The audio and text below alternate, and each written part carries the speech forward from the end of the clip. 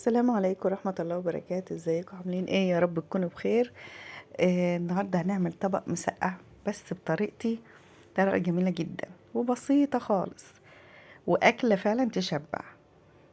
معايا هنا برنجانة ومقطعاها قطع صغيرة وطماطم وفلفل، بس أنا عاملاه بقى ايه، حرق مشطشط شوية، وشوية زيت صغيرين لأن برش عليها شوية ملح.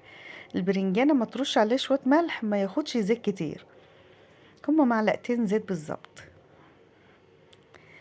حطيت البرنجان وقطعت فلفل، ومقطعة مجهزة معايا طماطم والثوم، يعني مش حاجات كتير بس الطعم رهيب جدا بصراحة، اتاكلت على طول. بعد ما خلصت بجيب البرنجان كله في جنب كده، وبقوم حاطة بقى ايه التومة، مقطعاها فرماها اللي انت عايزاه. اه، بسيطة خالص خالص، بس أكلة تشبع حتى لو مفيش جنبها حاجة، دي تكفي قوي. اهي حمرتها وقمت جاية، عشان كتر الزيوت اصلا بتبقى ايه صعبة شوية ومتعبة يعني. حمرتها وقمت جايبة الطماطم حطيتها وشوية فلفل مقطعة صغير غير الفلفل اللي انا قليته، طعمها يجنن. وحطيت شوية فلفل اسمر وشوية ملح.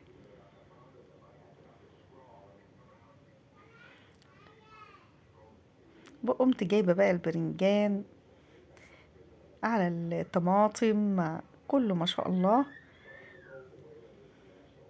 تنفع بقى في الفطار، تنفع في العشاء، في الغدا، أكلة رهيبة. جبت بقى 3 بيضات زي ما انتوا شايفين كده، واكسر واقوم حاطه. بعد ما انا سويته يعني ما بتاخدش ثواني، غطيت عليها بعد ما انا حطيت الطماطم وتقليبه بسيطه، وقمت حاطه الغطا عليه. ومفيش دقايق ليه بقى، بيكمر الحاجه ويخليها مستويه وطعمه. قمت حاطه البيض وقمت مغطيه.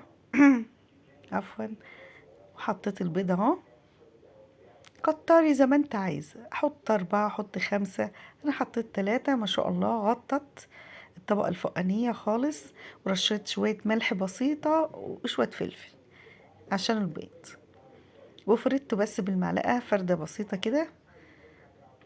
حابة تخليه عيون خليه كده ولا كده، انت بتغطي عليه فبيكمر بيبقى جميل قوي.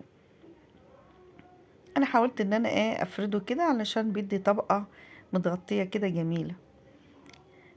يا سلام بقى لو شوية بقى ايه جبن فوقها كمان، حاجة عسل. اهو غطيت وفردت البيضة التانية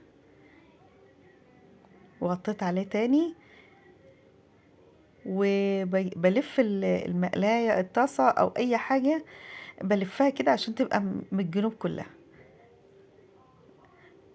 وحطيتها بقى ايه بزاوية كده في الطبق.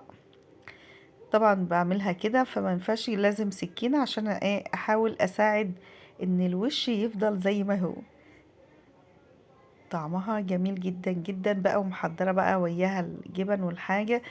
بس انا قلت لازم اصور لكم الطبق الحلو اللذيذ ده عشان البنات الصغيرة تتعلم وتعمل وجبة تشبع في منتهى الجمال. متنسوش اللايكات وتفعيل الجرس ولايك، والسلام عليكم.